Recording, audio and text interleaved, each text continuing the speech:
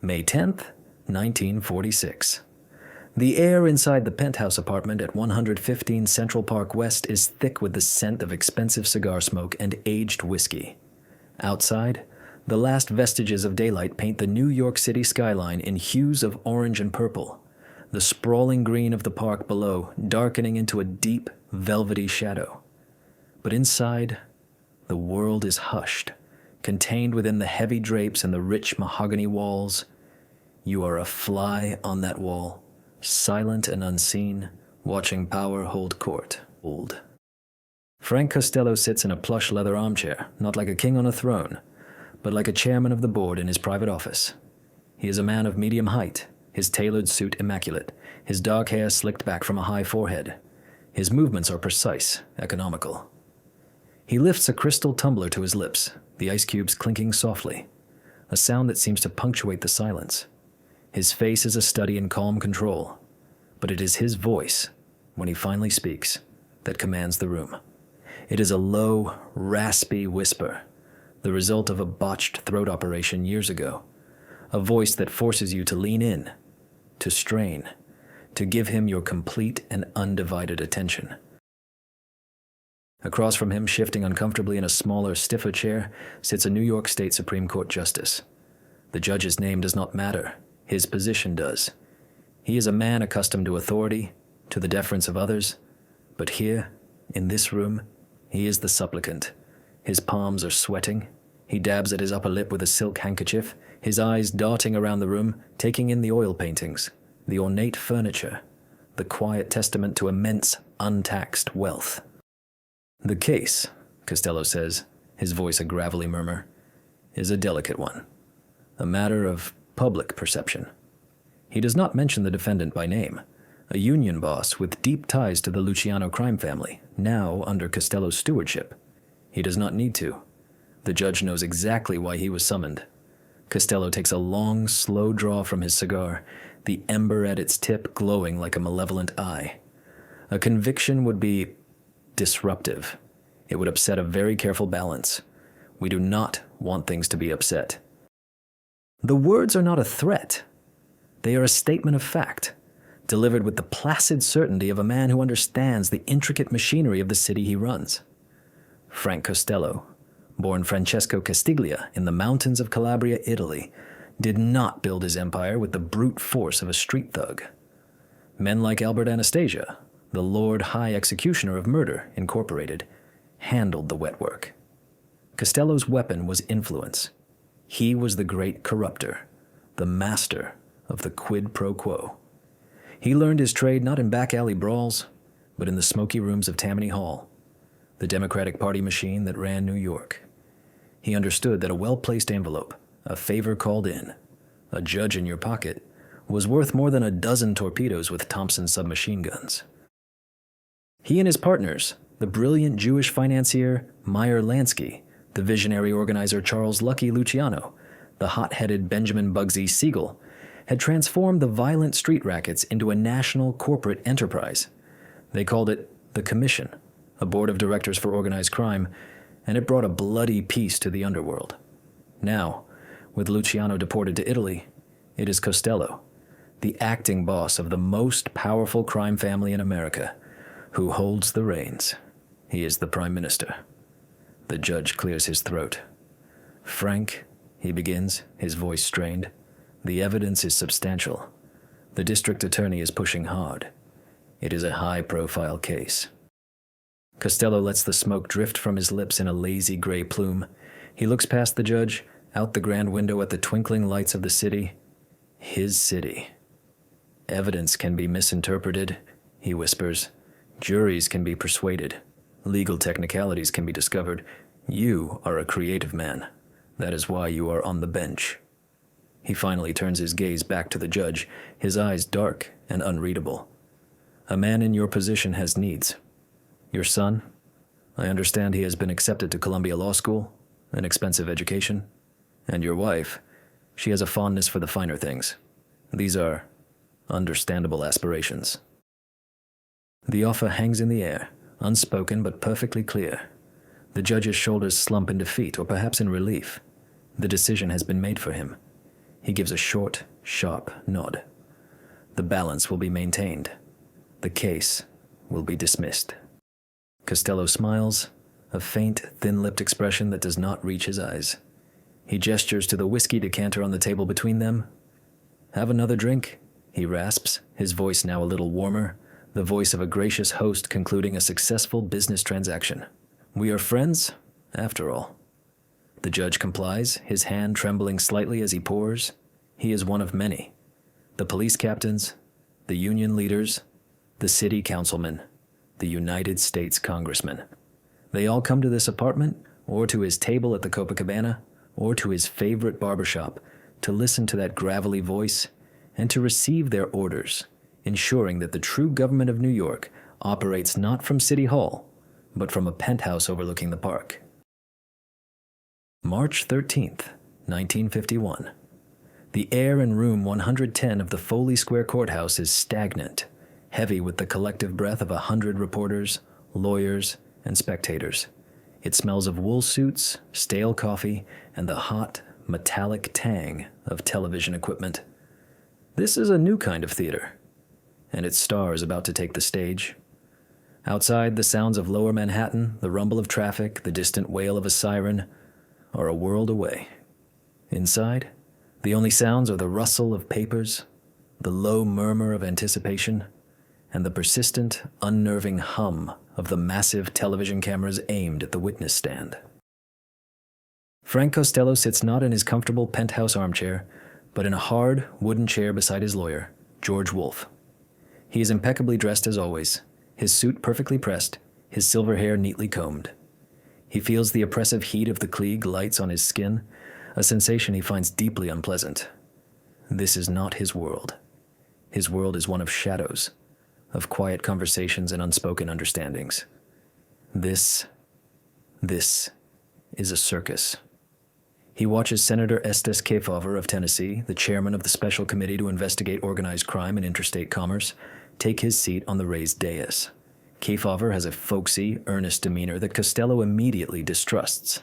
It is the look of a man who knows how to play to a crowd. George Wolfe leans in, his own face beaded with sweat. "Remember what we discussed, Frank," the lawyer mutters. "Answer the question asked. Nothing more.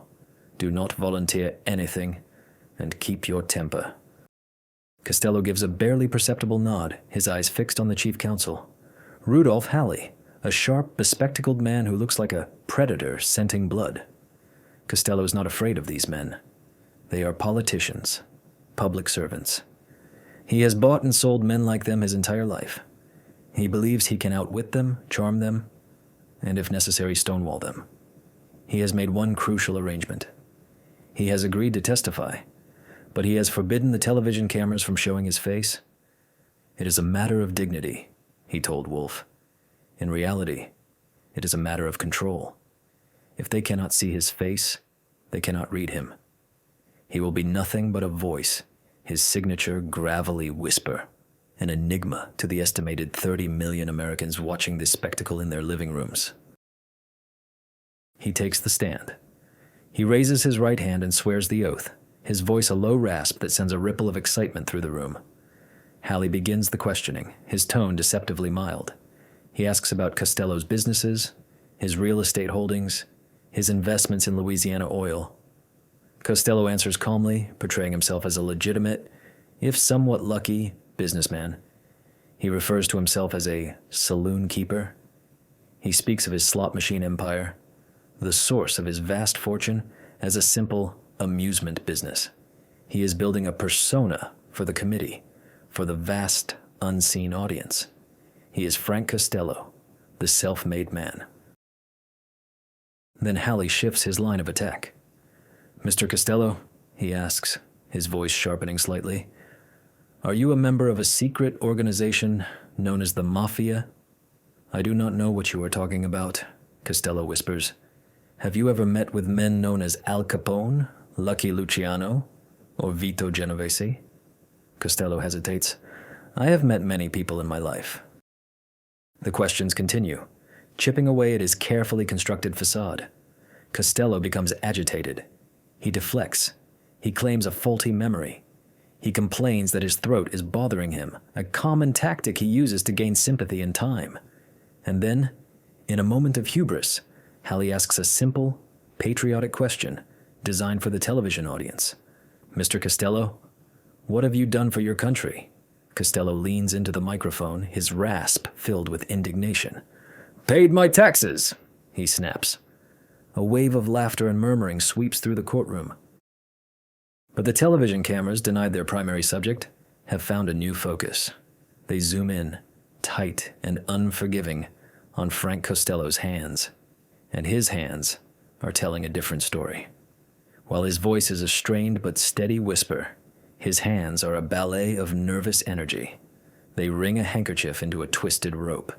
They drum an anxious rhythm on the polished wood of the witness stand. They straighten his tie, adjust his cuffs, clench and unclench in his lap. As Halley's questions bore deeper, Costello's hands begin shredding a piece of paper into tiny, frantic pieces. The 30 million people watching at home cannot see the face of the Prime Minister of the underworld, but they can see the raw, naked anxiety of the man. The image is devastating.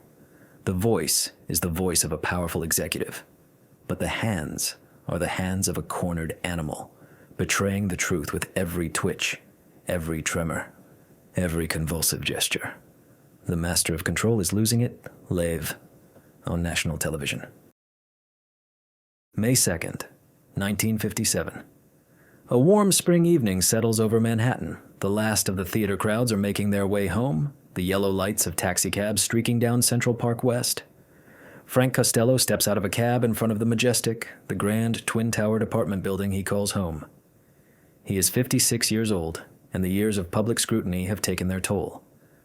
The Kefauver hearings were a disaster, a public undressing that shattered his carefully crafted image of the untouchable businessman. The government, emboldened, came after him, not for racketeering or murder, but for taxes. He served 14 months in federal prison for contempt of Congress, followed by another stint for tax evasion. He's out on bail now, fighting a deportation order that would send him back to an Italy he barely remembers. He nods to the doorman, a familiar face who tips his cap in return. "Evening, Mr. C," the doorman says, his voice respectful.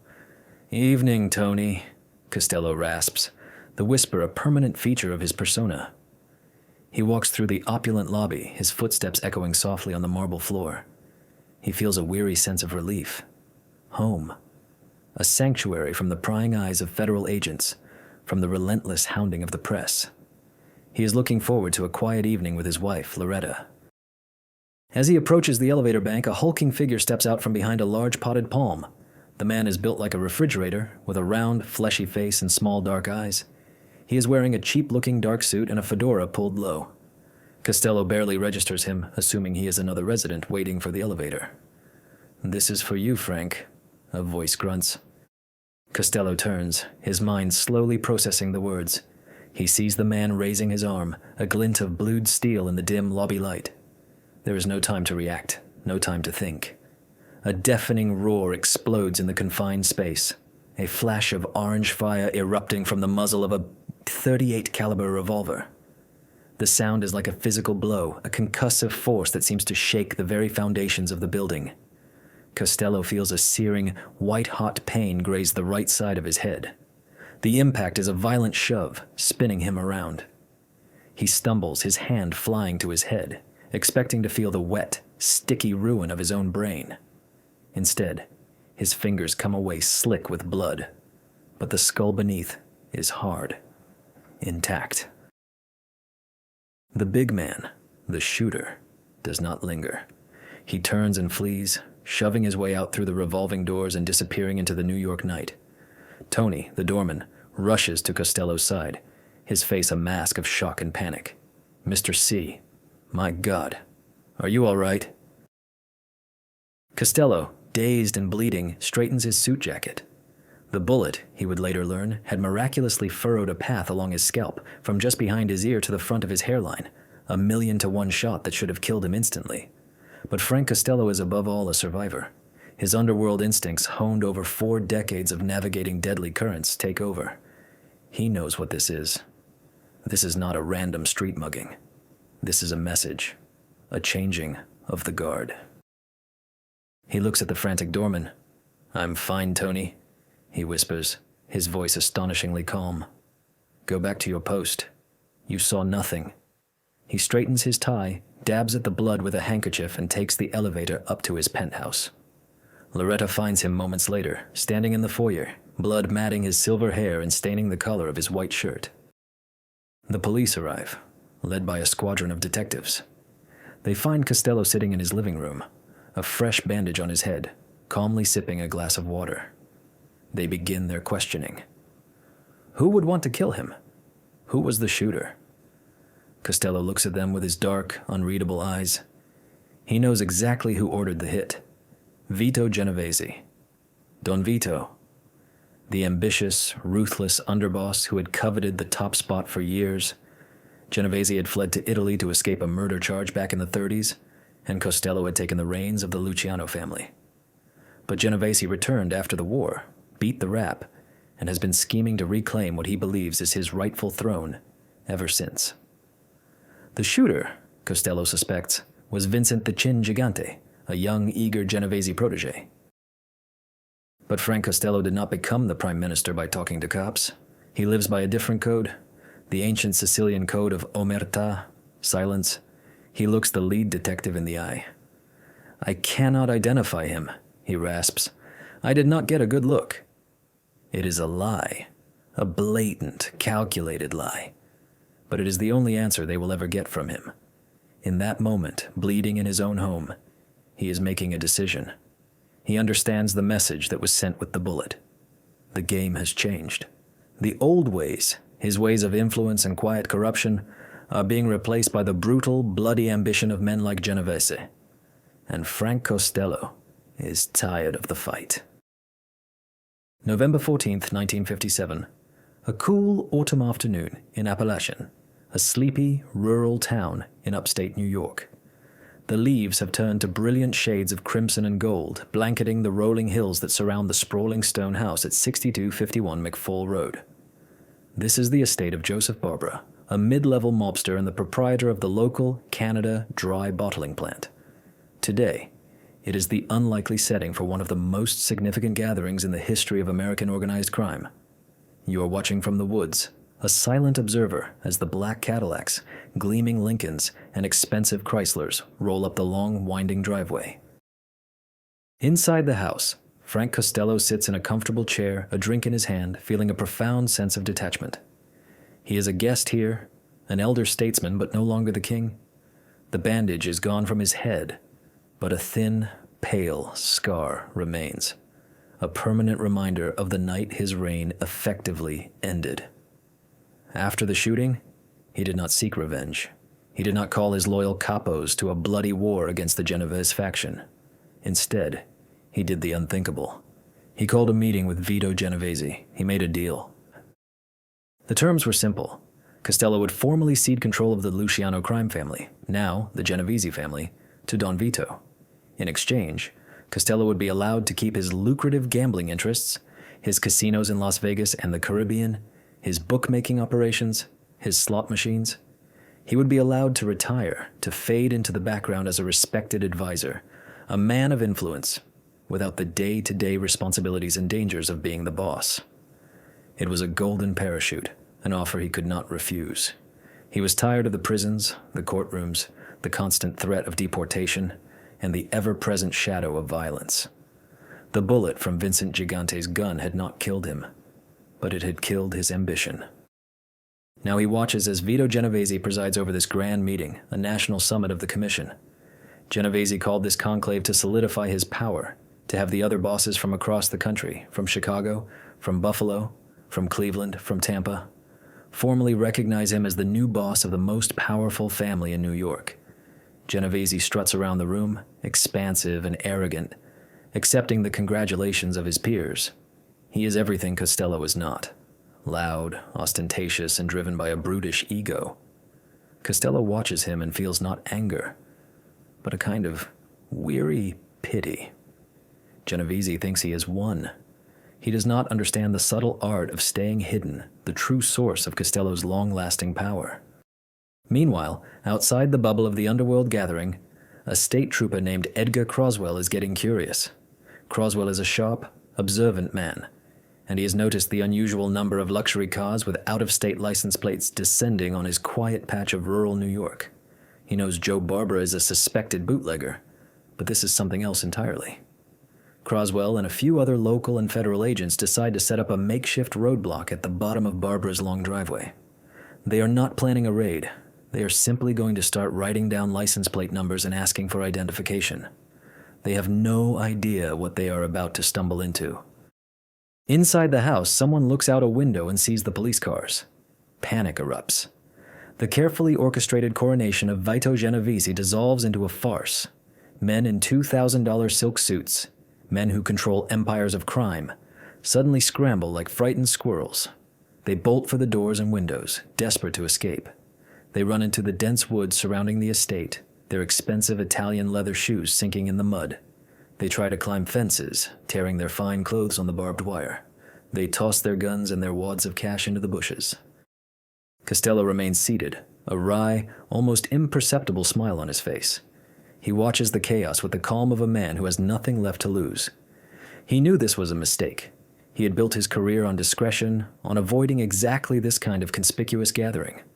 Genovese's ego had demanded a spectacle, and now he has one, though not the kind he intended. Costello calmly finishes his drink as troopers begin to enter the house. He is arrested along with 60 other high-ranking mobsters. The Appalachian meeting is a public relations catastrophe for the mafia, but a strategic victory for law enforcement. For decades, the director of the Federal Bureau of Investigation, J. Edgar Hoover, had publicly denied the existence of a national crime syndicate. Appalachian makes his position untenable. The image of the country's most powerful crime bosses fleeing through the woods like common burglars is splashed across the front page of every newspaper in America. The myth of an invisible empire is shattered. Vito Genovese, in his moment of ultimate triumph, has exposed the entire organization to the glare of federal scrutiny. Frank Costello, the prime minister in exile, could not have planned a more perfect, more ironic revenge. June 23rd, 1966. The afternoon sun filters through the Venetian blinds of the penthouse at 115 Central Park West, casting long, striped shadows across the thick Persian rug. The air is still, carrying the faint, pleasant scent of Frank Costello's favorite cigars and the leather of old books. He sits in his usual armchair, no longer a boss holding court, but an old man in his sitting room. He is 75 years old, his hair a shock of pure white, his face a roadmap of deep lines. The gravelly voice is softer now, the rasp gentled by age, but it still commands attention. He wears a comfortable silk smoking jacket, his days of tailored suits largely behind him. Across from him, sitting on the edge of a sofa, is a young man, a newly made captain in the Genovese crime family. The young captain is here for advice. This has become Costello's role in his golden years. He is the eminence grise of the American underworld, the respected elder sought out by a new generation of mobsters. They come to him not for orders, but for wisdom. They call him the Sage. He holds no official power, commands no soldiers, but his influence, the very thing he perfected over a lifetime, endures. He has outlived almost all of his contemporaries. Luciano died of a heart attack in Naples. Lansky is fighting his own battles with the government in Miami. Anastasia was murdered in a barber's chair. And Vito Genovese, the man who took his crown, is dying slowly in a federal prison, undone by a narcotics conviction orchestrated, some say, by the long-distance machinations of Costello and Lansky. The problem, the young captain says, his voice a mixture of respect and frustration, is the feds. They are everywhere. Wiretaps, informants. It is not like the old days. We cannot operate. Costello takes a slow, deliberate puff from his cigar, letting the smoke curl around his head like a halo. He looks at the young man, a product of a different era, an era of direct confrontation and brute force. You think the problem is the feds? Costello whispers, his voice barely audible. The feds are a symptom.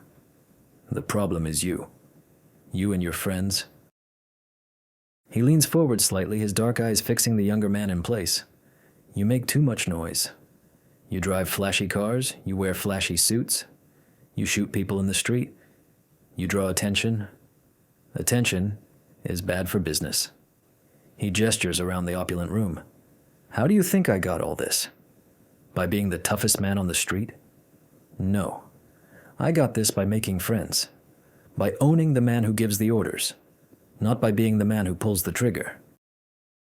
He explains the world as he built it, a world where judges owed you favors, where the district attorney's office would lose a crucial piece of evidence, where a friendly councilman would rezone a piece of property for you. He talks about the beauty of the quid pro quo, the power of a whispered promise.